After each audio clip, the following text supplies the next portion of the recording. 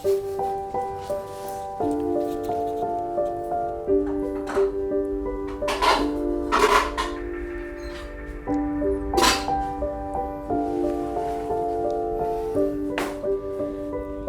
yung katarantaduang ginagawa mo?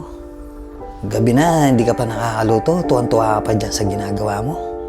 Eh, tay, kachat ko lang naman yung GF ko, pero magluluto na po. Inuuna mo pa yung walang kwentang bagay na yan, ah. Nag-aaksya ka lang ng panahon dyan. Damu ka.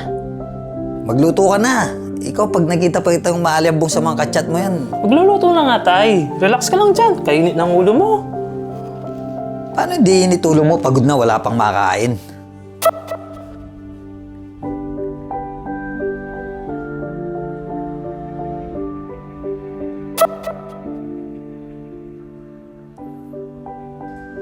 Magluto ka na, ah.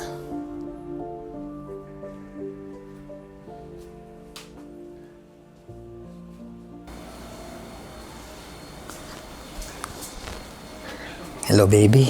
Ito na, humanap lang ako ng pwesto. Hello, baby. Oo, alam mo kita eh. Oo, bahala. Sagot kita. Oh, baby. Miss na kita eh. Oo, basta mamaya. Tawagan kita. Alam mo naman ako pag love na love kita. Mamaya pagkatapos kong kumain, pagdating sa'yo, pa.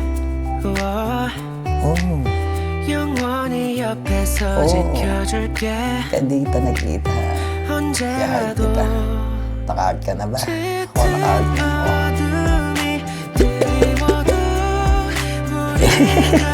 Parang pang ano? Oo. Parang hindi mo ako kilala. Alam mo lang. Miss na kita. Ikaw na una magbaba.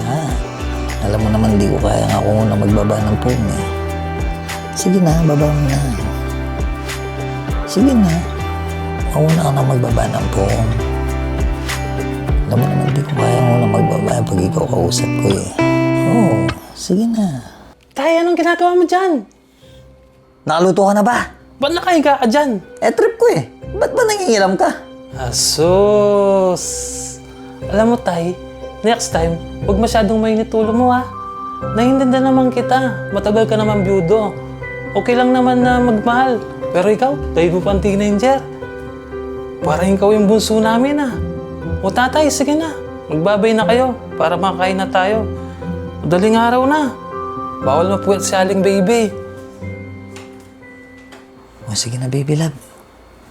Babaho na to. Nahuli na ako ng anak ko eh. Tawagan na lang kita ulit bukas, ha? I love you.